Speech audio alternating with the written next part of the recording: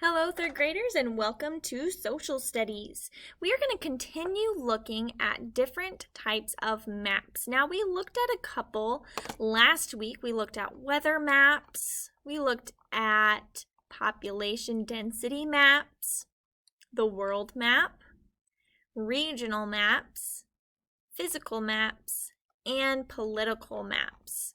Now, today we're going to look a little bit at the Indiana state map. So you can see that there are different names inside different portions, just like in the political map where we have all of our states. Indiana state map labels all of these cities. This specific one is showing the Indiana county map, and I know that by the title. You can see that we live in Tippecanoe County. Tippecanoe County is right here down in the corner. Our state capital is red and has a star on it. Our state capital is Indianapolis.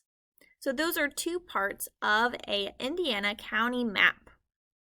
Now from our small county map and our state map, we can see if we zoom out onto the larger portion that we can see our state map, and we live in the United States.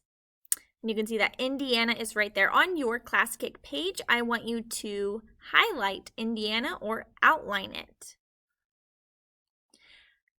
If we zoom out even more, we can see what country we are living in, or actually our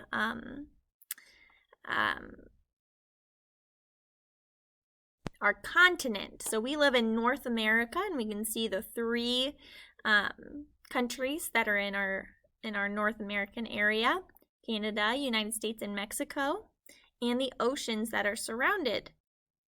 We have Atlantic Ocean and the Pacific Ocean.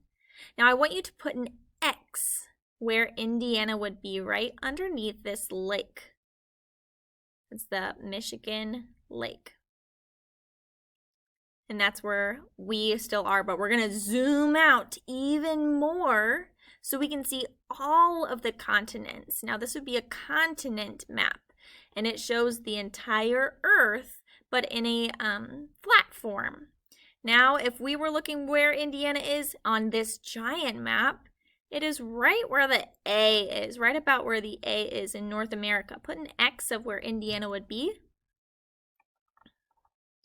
And finally, we would have, if we zoom out even more, we would see the map of the planet. And you can put an X right about here where we would be on a planet map.